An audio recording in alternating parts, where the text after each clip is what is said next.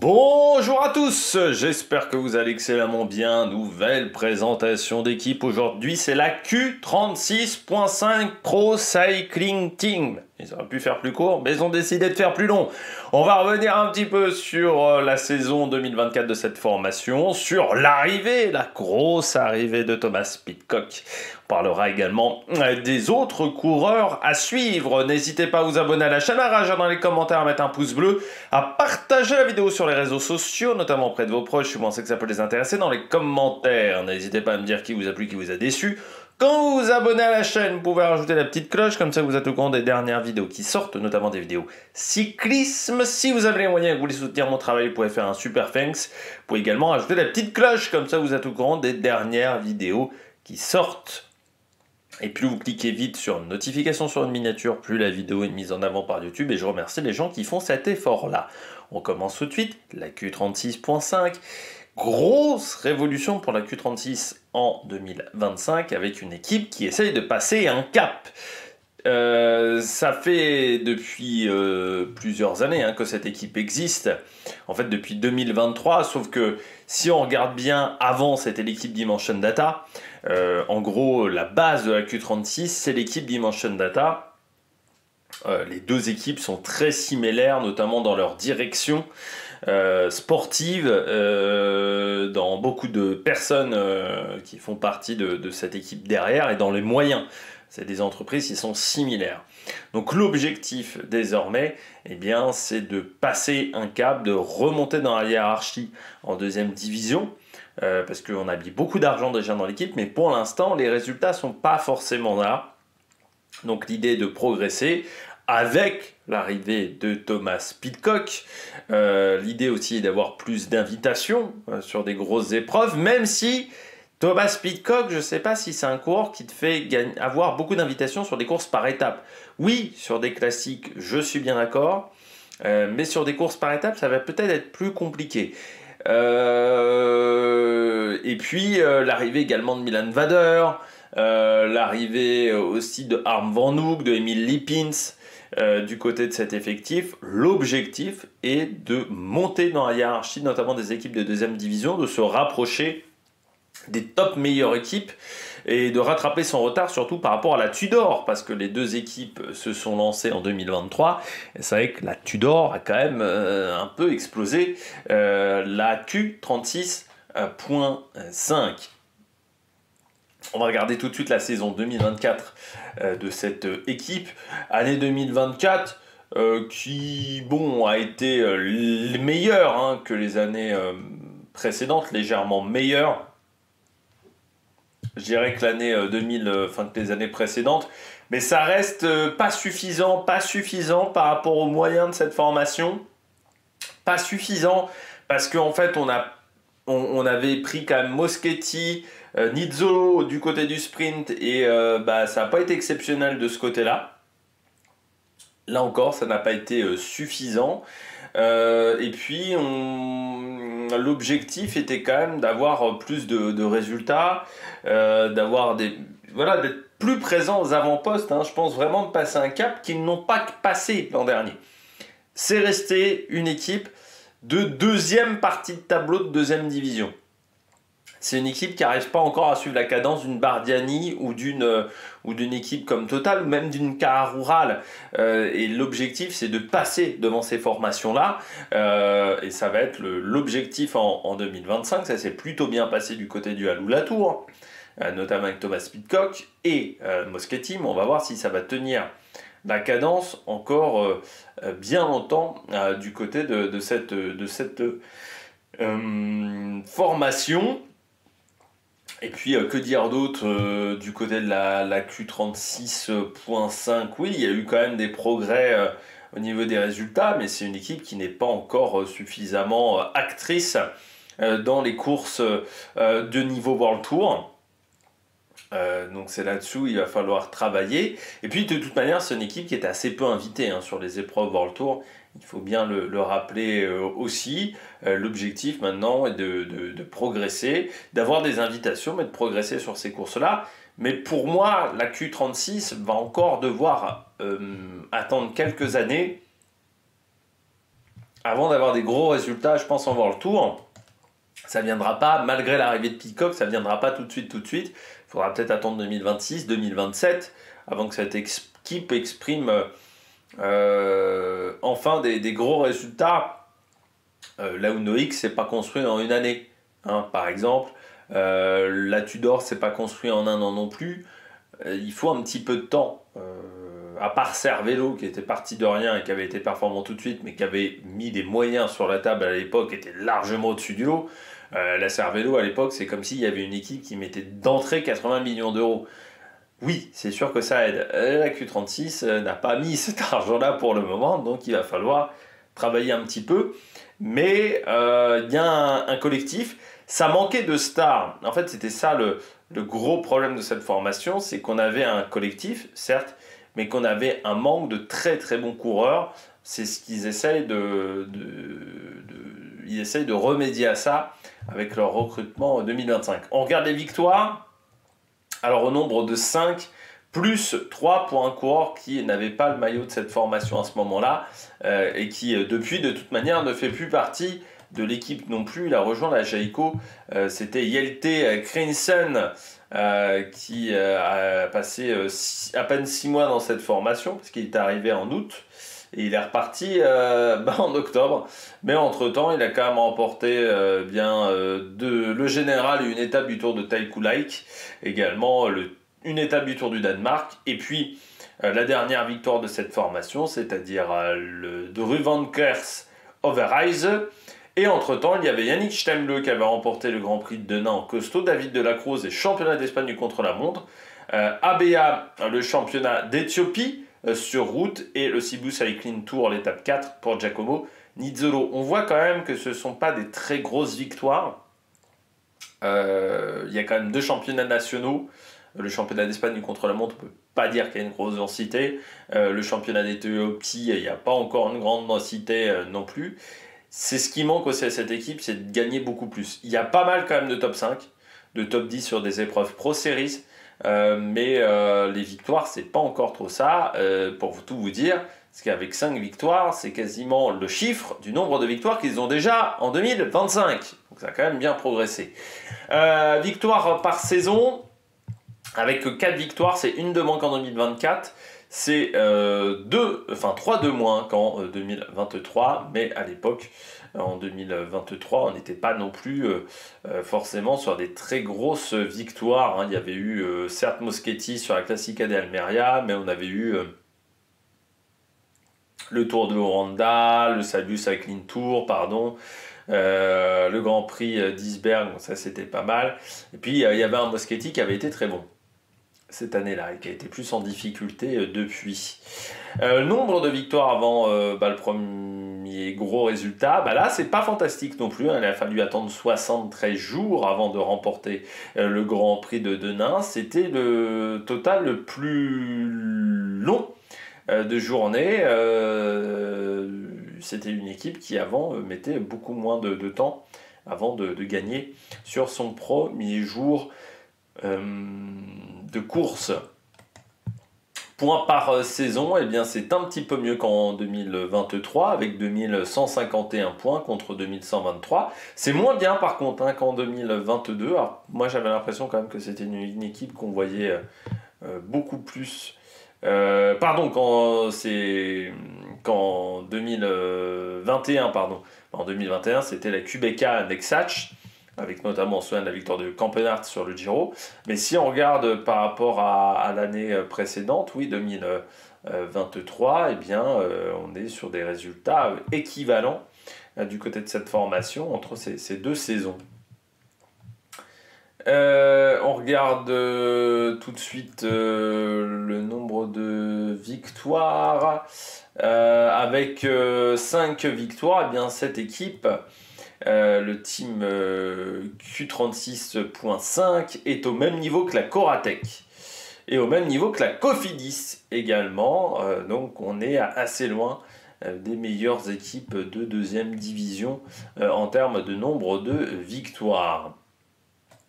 On regarde tout de suite les transferts. Beaucoup de changements dans cette équipe qui a tenté de se rajeunir enfin de se renforcer, même plus que de se rajeunir, de se renforcer et de se séparer peut-être de certains coureurs qu'elle avait pris au départ, mais qui n'ont pas forcément apporté des grands résultats.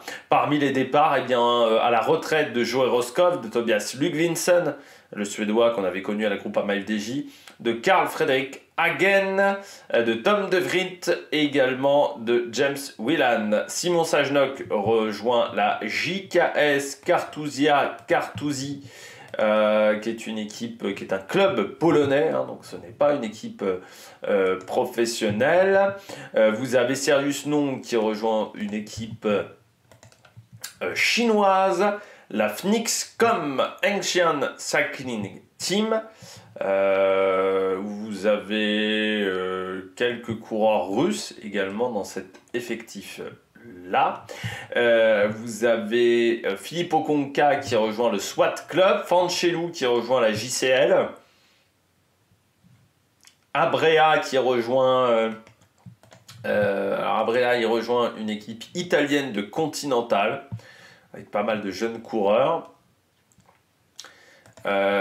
Conca, le SWAT Club, c'est un club, voilà, un club amateur, là aussi, qui doit courir en Grèce notamment, c'est un club italien. Et puis on termine avec Filippo Colombo, eh bien, qui n'a pas trouvé de point de chute, le coureur suisse.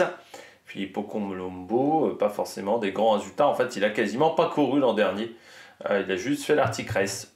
Voilà, quasiment chez les pros. Et en 2023, oui, il avait eu 10 jours de course dans les pattes du côté de Filippo Colombo, qui est quand même plus connu, le coureur suisse, pour faire du VTT. Hein, Filippo Colombo, voilà, il a fait pas mal de VTT dans sa carrière, notamment à Tokyo. Chez les pros sur route, par contre, ça n'a pas été forcément aussi bien. Voilà. On le reverra peut-être sur le VTT, parce que ça fait depuis quelques années qu'il n'a pas fait de VTT du côté de ce coureur. On regarde les arrivées, avec l'arrivée donc de Thomas Pidcock d'Ineos Grenadiers, Emil Lipins qui était à la DSM, Harm Van Hoek à la Lotto Destiny, Serge Bax, lui, était à la UAE, Milan Vader qui était à la Visma Leasebike, David Gonzalez à la Cara Rural, Enekois Asparen qui était à la Euskadi Euskadi, et Joseph Pidcock, le frère de Thomas, qui était lui à la Trinity Racing. Alors cette équipe, eh bien c'est la deuxième plus âgée de deuxième division. Il n'y a que Israël qui fait moins bien avec ses 27 ans,8 de moyenne d'âge, et on est plutôt sur les moyennes hautes également du côté du World Tour. Donc il y a peu d'équipes, de grosses équipes professionnelles qui sont aussi âgées. Pourquoi? Parce que la Q36.5, elle a quand même 3 coureurs qui ont plus de 35 ans. C'est David de la Cruz, Giacomo Nizzolo et Gianluca Brambilla. 7 coureurs ont 30 ans ou plus. Et dans le même temps, on a seulement 6 coureurs, voilà, qui ont moins de 25 ans, avec Nicolo Parezzini, Walter Calzoni, Marcel Cambroubi, Joseph Pidcock, Fabio Criston et Asparen. Ça manque dans cet effectif donc de jeunes talents du côté de la Q36.5. Pour vous dire, Thomas Pidcock fait partie des coureurs les plus jeunes de cet effectif. C'est ça le souci. Au départ, ils se sont dit, on va recruter des coureurs d'expérience pour tenter d'obtenir des résultats en deuxième division. Ce qui n'a pas marché parce que déjà, ce n'était pas forcément des coureurs de premier choix. Voilà, les Damian Olsson, Luke Dixon par exemple, c'était pas forcément des coureurs qui avaient eu des grands résultats et qui n'ont pas réussi à obtenir des grands résultats même du côté de cette formation. Beaucoup donc sont partis à la retraite, mais là l'objectif désormais ça va être d'obtenir des résultats avec des coureurs qui avaient un plus gros pédigré. Certes avec Thomas Pidcock, avec Lipins également, Serge Bax également un petit pédigré, et de voir ce que ça peut faire du côté de cet effectif. Mais c'est vrai que pour entourer en haute montagne un Pidcock, il va falloir compter quand même énormément sur Milan Vader, notamment, et sur Damien Hawson, et Harm Van Doek, parce que le reste, ça va être quand même un petit peu léger, et même ces coureurs-là, il y a quand même mieux en termes d'équipiers dans d'autres formations, même de deuxième division, donc on va voir ce que ça va donner pour cette équipe, mais c'est vrai que c'est un gros pari sur l'avenir qu'a tenté Thomas Pidcock. On regarde tout de suite Thomas Pidcock. Grande interrogation, Thomas Pidcock. C'est vrai qu'on le voyait un peu partir. Quand on a vu les propos qu'il a eus juste avant le Tour de Lombardie, avec cette sanction, j'avais dit, putain, on a l'impression que chez Ineos, ça travaille comme chez Jean-René Berdedo. Je ne le voyais pas rester. À ce moment-là. Par contre, je ne le voyais pas aller dans une équipe de deuxième division et encore moins chez Q36.5. Moi, je le voyais rester en World Tour, trouver une structure. Moi, je m'étais dit, pourquoi pas une équipe française, par exemple, qui aurait pu être intéressée. Pourquoi Paul Cofidis, par exemple, hein, ils ont bien recruté Dylan Tuss, ils auraient pu être intéressés par Pidcock. On aurait pu regarder dans d'autres structures aujourd'hui qui auraient pu se dire Thomas Pidcock, ça peut être vraiment une recrue de poids et on peut en faire un leader. Surtout qu'il disait depuis très longtemps je vais être leader sur les grands tours, je vais être leader sur les grands tours. Il va quand même dans l'une des rares équipes qui fera aucun grand tour l'an prochain. Enfin, en 2025, la Q36 fera pas de grand tour. Et c'est pas sûr qu'il fasse des grands tours non plus en 2026. Tu prends quand même le risque de dire je veux progresser sur les grands tours, mais en faisant potentiellement très peu de courses par étape de très haut niveau. Alors là, il fera Tirreno, mais en gros, à part Tirreno, et le Tour d'Andalousie. Mais bon, le Tour d'Andalousie, c'est quand même pas la course la plus impressionnante. Tirreno, c'est d'un bon niveau. T'auras forcément Romandie, Tour de Suisse, avec la Q36, mais après... toutes les autres grandes courses du calendrier, par étape, tu ne les fais pas. C'est pas comme ça que tu vas progresser sur les grands tours. C'est pour ça que je suis surpris qu'il aille dans cette équipe-là en ayant cet objectif-là. Si elle avait dit, moi mon objectif c'est de jouer les classiques, les courses d'un jour, voilà, je vois que sur les grands tours, bon, je prends pas de plaisir. Mon objectif c'est d'enchaîner les victoires sur l'Amstel. Pourquoi pas d'aller enchaîner les victoires sur le Tour de Lombardie. Ok, je dis pourquoi pas d'aller chercher la Classica à San Sébastien. Je dis pourquoi pas. Oui, cette équipe-là, il manque encore un petit peu de monde, mais bon, en 2026, tu peux recruter des coureurs qui peuvent t'aider dans ce domaine-là. Là, c'est quand même fou de vouloir jouer sur les grands tours, les classements généraux de grands tours, sans y participer. Et je pense qu'ils ne participeront pas en 2025, mais en 2026, je ne vois pas comment ils pourraient récupérer des invitations, parce que je ne les vois pas finir dans les 2 premières places UCI, hors équipe du World Tour. Et ensuite, je me dis, par exemple, dans ces 2 premières places, on peut se dire, soit on aura les équipes qui seront éliminées, donc Arkea Astana, soit on aura, imaginons... une équipe comme la Tudor, comme Uno X. Alors à part si ces équipes-là décident de faire une impasse, mais bon, une impasse en Espagne, on prendra une autre équipe Conti Pro Series espagnole. En Italie, ils ont plus de chance avec l'Italie. Si par exemple la Tudor disait je veux pas faire le Giro, mais je vois pas la Tudor ne pas faire le Giro en sachant qu'ils sont sponsors de la course. Donc je me dis, et en deuxième équipe, dans les 2 équipes invitées par l'organisateur, il y a tellement d'équipes italiennes que Bardiani, puis pourquoi pas même la Uno X, qui est toujours devant, je ne les vois pas être invités. Donc je me dis, c'est quand même une énorme prise de risque du côté de Pidcock. Bon, sur lui à Latour, il a été performant. Moi, j'attendais de le voir sur l'étape 2. Le problème, c'est que l'étape 2 ayant été raccourcie, on n'a pas eu forcément le parcours auquel on s'attendait. Il a été impressionnant sur ces 2 courses-là, ok. C'était aussi sur des profils de montée qui pouvaient lui convenir. Faudra voir sur le reste de la saison. Et puis, il faudra voir sur des courses où il y a un peu plus de densité aussi, un peu plus d'adversité. Ou là, est-ce que son équipe sera pas un peu trop limitée dans cette situation? Mais je suis assez surpris qu'il n'ait pas rejoint une autre équipe World Tour. Parce que je me dis qu'avec ce profil-là, pas mal d'équipes World Tour auraient pu être intéressées, ou même d'aller chez Israël, par exemple. Même s'il y a beaucoup de monde sur le profil de Pidcock. Hein, vous avez déjà Stephen Williams, par exemple. Mais ouais, c'est bizarre de ne pas vouloir rester en World Tour, d'aller dans une équipe de deuxième division. Alors, moi j'ai dit dans les commentaires, Q36, c'est les restes encore une fois de Dimension Data. Dimension Data payait très bien. Donc, est-ce qu'il y a une question de chèque derrière? C'est-à-dire que Thomas Pidcock voulait être bien payé et Q36 lui permettait d'être bien payé. Est-ce qu'il voulait être leader unique? Et c'est vrai qu'à partir du moment où tu vas être leader unique, Q36 c'était plutôt une bonne opportunité d'avoir ce statut-là, sans être menacé. Mais si c'est pour aller jouer sur les grands tours, ça reste quand même une énigme, cette stratégie de Thomas Pidcock.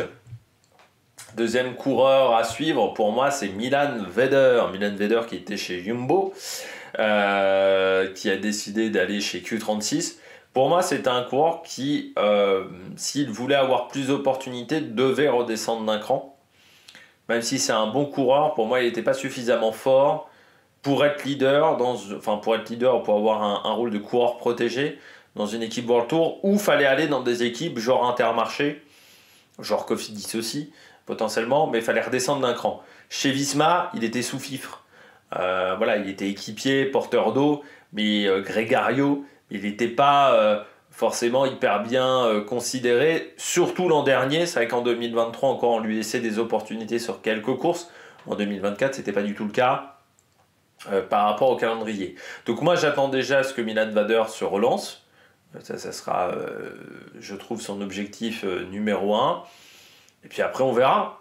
On verra ce qui se passera pour lui, mais j'attends vraiment qu'il se relance. Voilà, c'est l'objectif principal pour moi du côté de ce coureur. Pour l'instant, il a fait 19e du Tour de la Communauté de Valence. Donc, ce qui n'est pas exceptionnel, mais c'est déjà, je crois, un peu mieux que ce qu'il avait fait l'an dernier en termes de résultats, où il avait encore une fois un rôle d'équipier.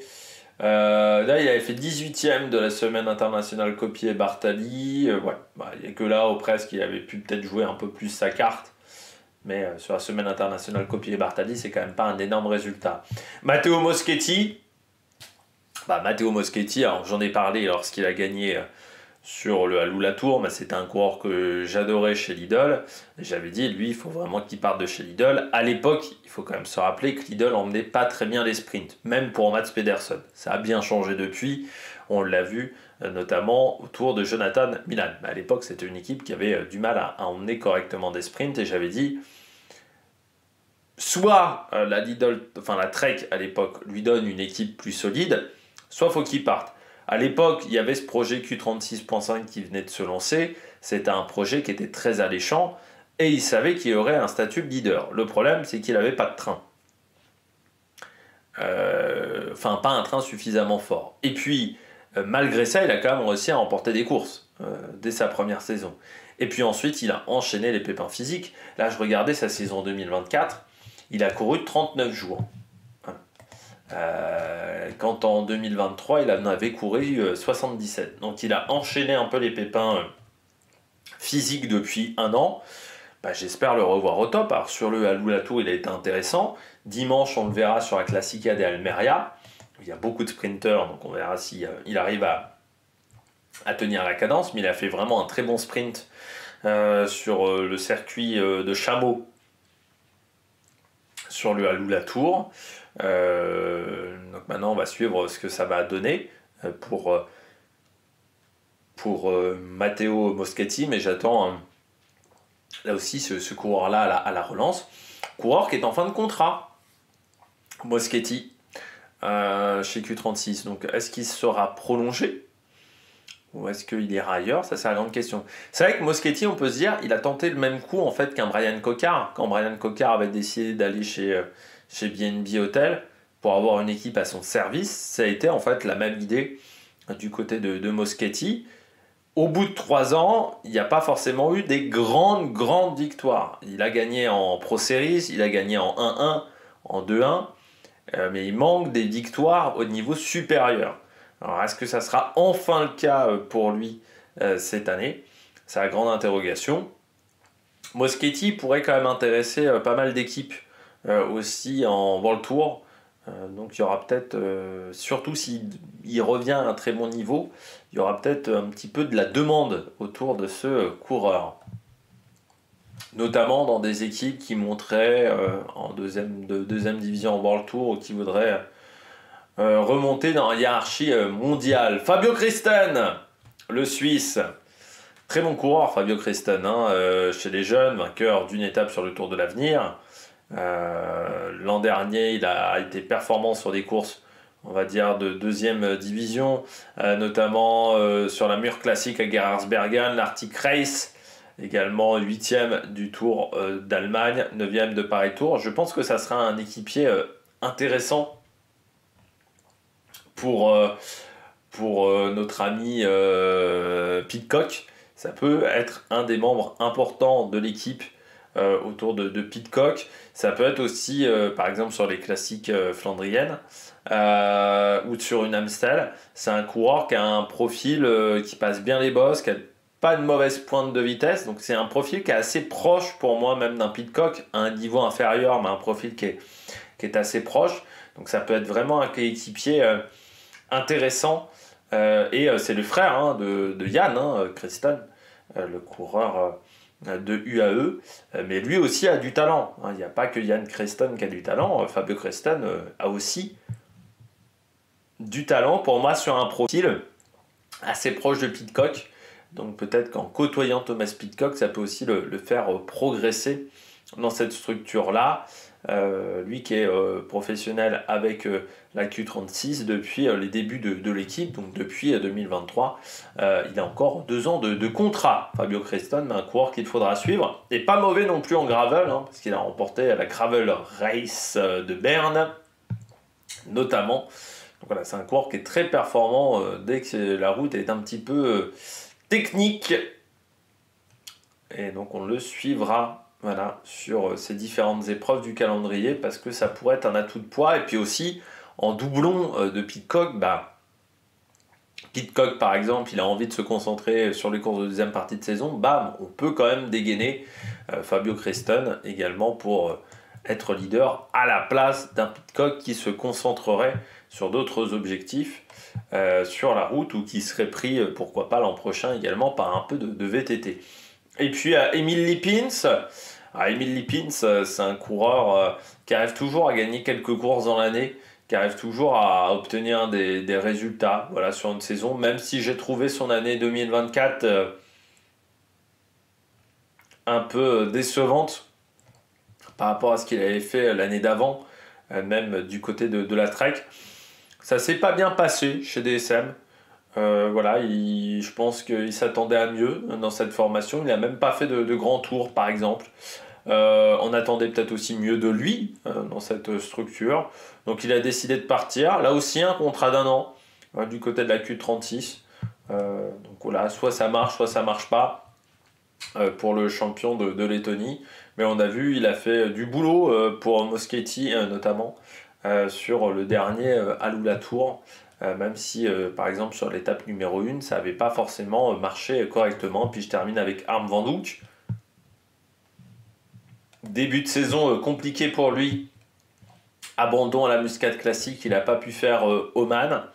On le retrouvera le 17 février prochain à la Classica Rennes-Parisor, donc le lendemain de la Classica des Almeria. C'est déjà, oui, dans une semaine.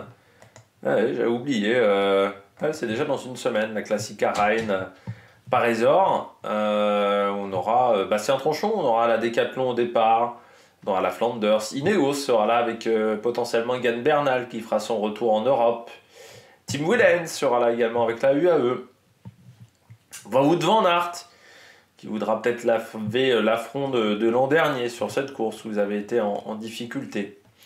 Du côté de Harm van Hoek, Donc début de saison compliqué pour lui. Il n'a pas réussi à être au point. Voilà, il est tombé. Après, ça reste un bon coureur. Je ne le voyais pas quitter la Loto, pour tout vous dire. Ça fait partie des recrutements où j'étais assez surpris de le voir quitter la Loto parce que pour moi, c'était un pur produit de cette formation où il était à la Loto Souda U23 depuis 2016. Donc ça faisait quand même 8-9 ans qu'il était dans cette équipe. Et c'est vrai que je le voyais poursuivre, à part qu'il avait fait quelques temps à la DSM, mais pas très longtemps même à la DSM, parce qu'il avait quitté assez vite cette formation en 2023. Il avait fait un début de saison chez DSM, et il était revenu ensuite très vite au Bercail. Donc assez surpris, oui, de le voir partir chez Q36. Pour moi, il était tellement lié à la Loto. Et je me dis que dans une équipe d'un niveau inférieur, il pourra peut-être réussir à faire des bons résultats, avoir déjà un statut beaucoup plus important. Et là aussi, avoir des résultats, notamment sur des 1-1, sur des 2-1. On le verra aussi sur des Pro Series. Il sera sur la Faune et la Ardèche Classique, par exemple, sur la Semaine internationale Copier et Bartali. Voilà, c'est un coureur qui pourra peut-être avoir des résultats sur des courses de ce niveau-là à Vendoux. Donc c'est pour ça que je vais le suivre, parce que je me dis redescendre d'un étage, enfin redescendre d'un étage, pas vraiment, mais aller dans une équipe un petit peu plus petite, avec un statut de leader, peut-être quitter aussi la Loto, on ne sait pas trop comment ça se passe en ce moment du côté de cette formation belge, eh bien c'est peut-être pas une mauvaise idée. On regarde tout de suite le maillot de cette équipe, changement du côté du maillot qui l'an dernier était plutôt sur des teintes noires et grises, et bien désormais on est plutôt sur des teintes bleutées foncées. Du côté de la Q36 avec les épaules en blanc, on dirait presque le maillot de l'Écosse, voilà, dans certains sports, surtout avec le sponsor UBS, qui est une banque écossaise. Voilà, ça fait presque penser à un maillot de l'Écosse, voilà, du côté de cette formation. Ça change. Moi, j'étais pas hyper fan de l'ancien. Je trouvais que c'était hyper sombre et qu'on voyait pas trop les motifs gris. J'avais bien aimé le premier maillot avec le gris clair. C'était un peu tacheté la première année du côté de cette formation. Le maillot de l'an dernier m'avait moins plu, voilà, du côté de la Q36. Je trouvais qu'on ne voyait pas forcément énormément dans le peloton même. Donc là, ils ont tenté de changer un petit peu. On verra si ça sera plus visible. Ça serait bien de garder quand même de temps en temps un peu une cohérence. Que ça soit un peu plus uniforme d'une année à l'autre. Parce que c'est vrai que pour le moment, les maillots changent quand même énormément de design. Il n'y a pas vraiment de point de repère d'une année à une autre. Donc c'est vrai que pour le public, c'est pas forcément facile pour se repérer facilement. Eh bien, j'espère que vous avez aimé cette vidéo. Si vous avez aimé cette vidéo, n'hésitez pas à vous abonner à la chaîne, à réagir dans les commentaires, à mettre un pouce bleu. Et puis nous, on se retrouve pour de nouvelles aventures sur Amérique Production. Ciao, ciao!